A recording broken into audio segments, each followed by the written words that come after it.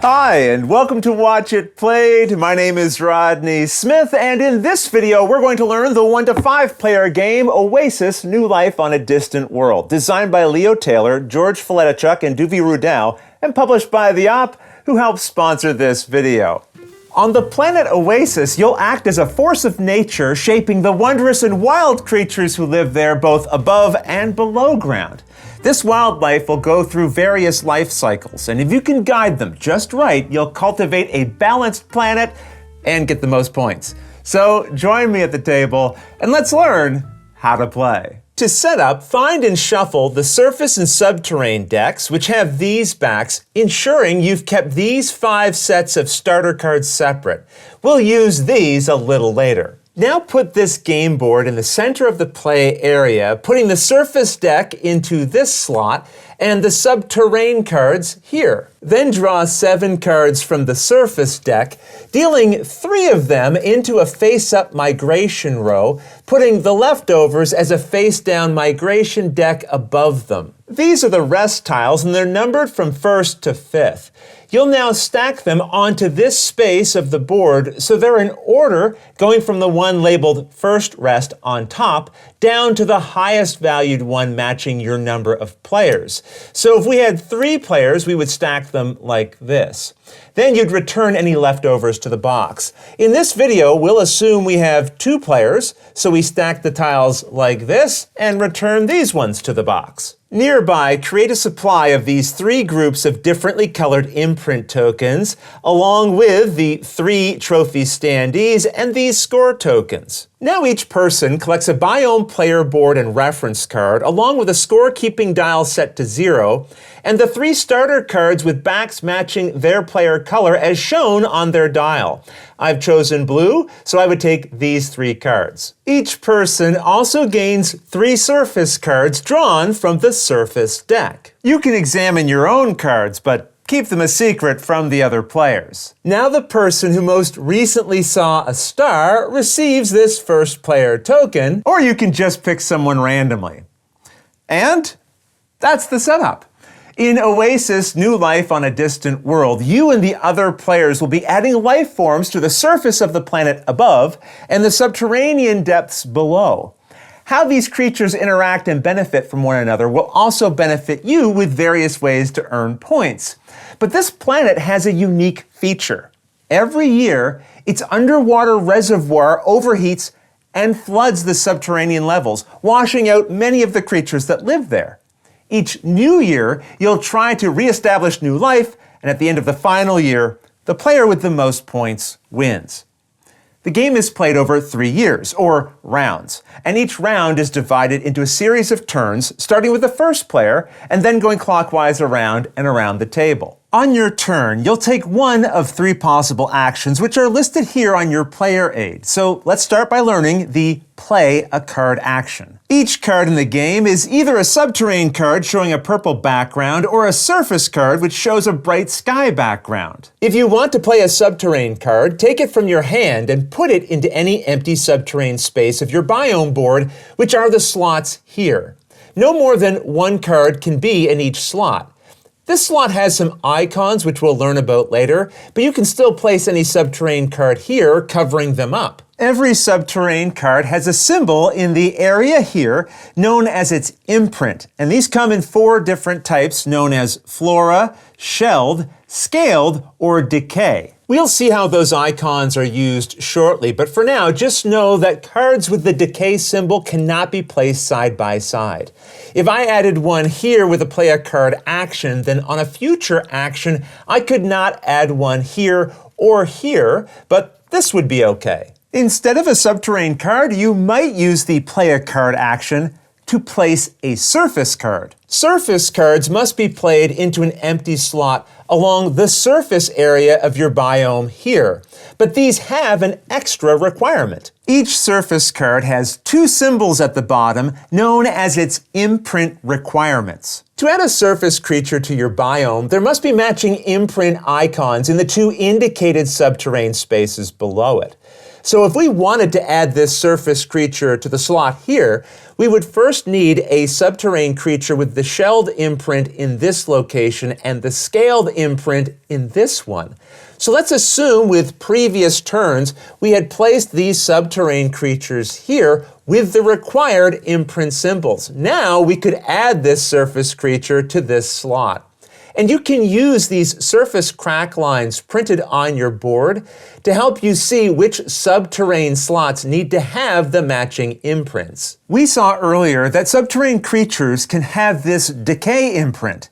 This is special because it is considered wild, which means it can be treated as any type of Subterrain imprint symbol. If we had these creatures in these slots, then this surface creature could be placed here as both of its required imprints are satisfied.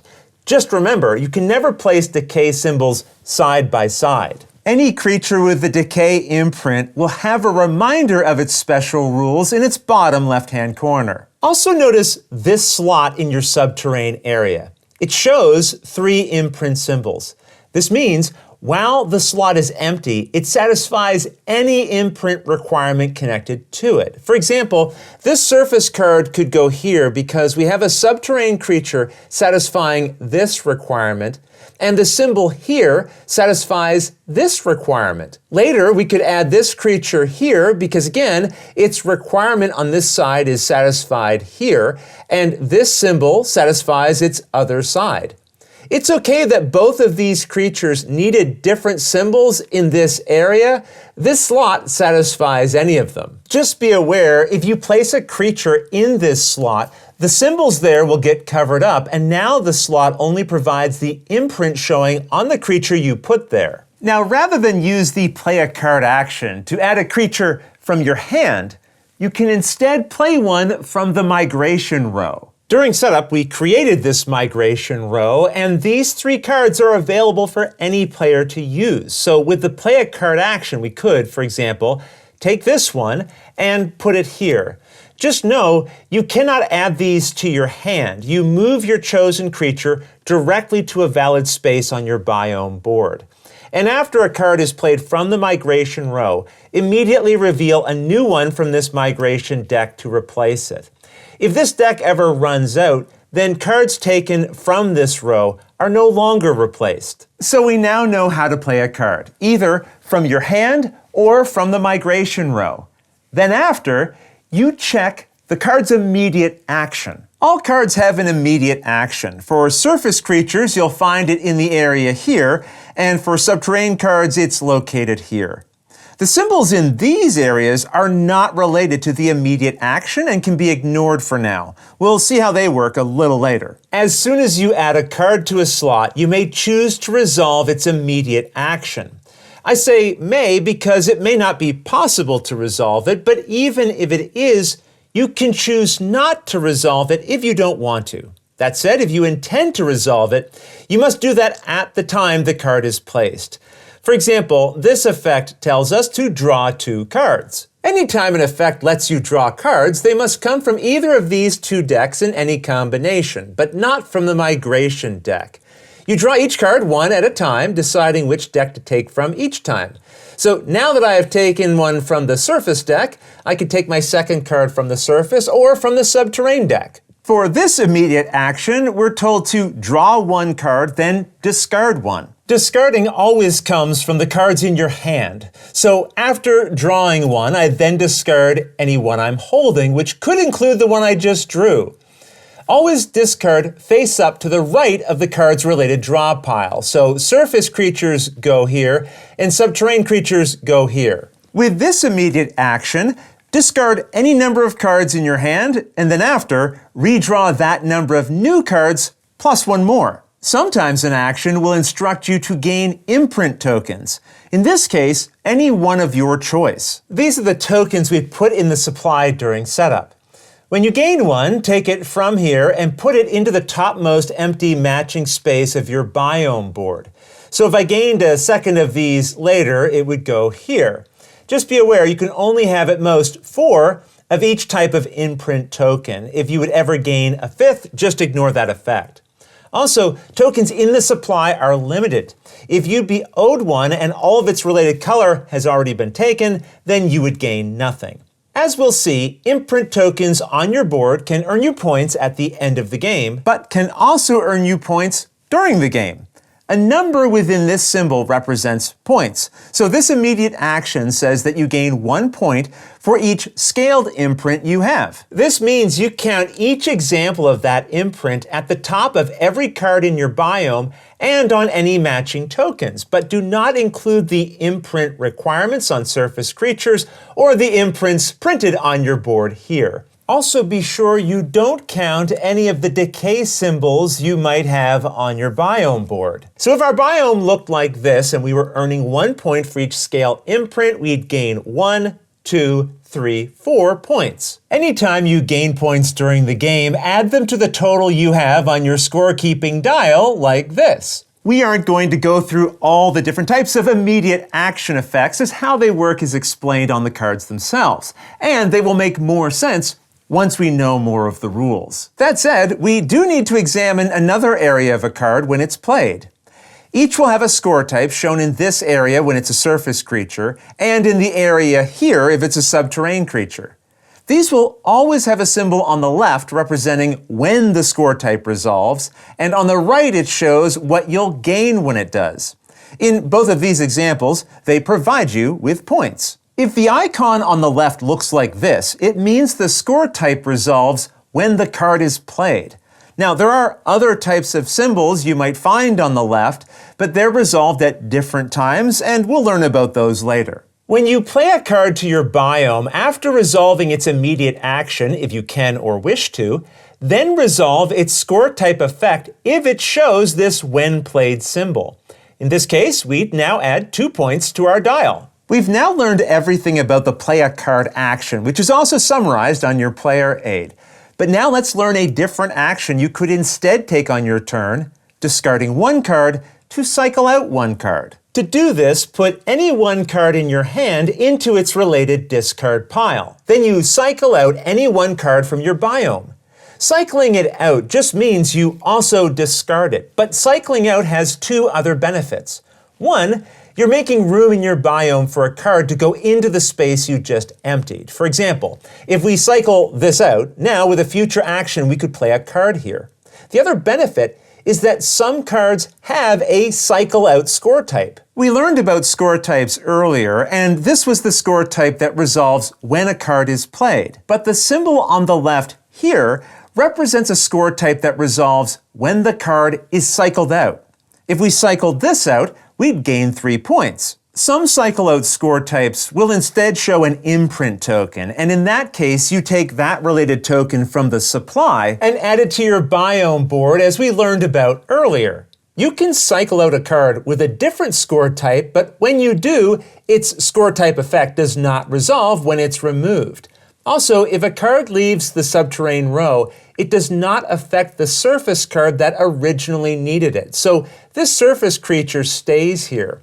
We can even add a Subterrain creature here later that does not match the connected surface creature's imprint requirement. So again, to discard to cycle out means you first have to discard a card from your hand, which then allows you to pick a card in your biome to cycle out, which will resolve any cycle out score type it has, and then you place it in the related discard pile. Just know, the card you initially discard from your hand to allow you to cycle out another card does not have any of its effects resolved. Sometimes an immediate action lets you cycle out a card. If so, do not discard a creature from your hand first. Skip right to cycling out a creature from your biome and resolve its cycle out effect, if any. All right, with that we've covered the concepts related to cycling out, as well as how you can use cycling out as an action on your turn.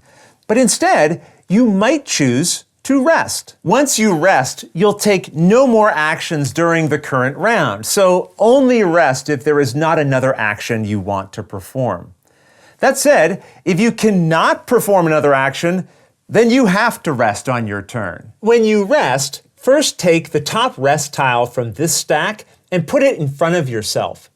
The first player to rest during a round also collects this first player marker, which means they'll take the first turn when the next round begins. Either way, it's now time for the player who rested to score any cards in their biome with the rest score type. These will show this symbol on the left and score you the points shown to the right. If I had just rested and this was in my biome, that means I'd earn 2 points, which I'd add to my score dial. A player who rested now draws 5 cards. And again, you can take these in any combination from the Surface and Subterrain decks, choosing which one to draw from with each one that you take. After you've drawn 5 cards, if you're holding more than 8, you must discard any you like until you're down to 8. And you only check this 8-card limit after drawing cards from a rest action. It's okay to have more than 8 during a round. Now, as I mentioned, after resting, you will not take any more actions during the current round. But each time it would come to your turn, if at least one other player has not rested yet, you add 1 point to your dial, and then the next player still in the round would go. Eventually, all of the players will have taken the rest action, and that means it's time to resolve the year end shown here. First, give out the trophies one at a time, and we'll start with this one showing the shelled imprint symbol. Each player now counts up how many shelled imprints they have on the cards in their biome and on the tokens they've collected. Keep in mind when checking your surface creatures, always ignore the requirement imprint symbols at the bottom. Only count the imprints shown on the top of a card. Also ignore any decay imprints and the 3 imprints on this space if they're exposed.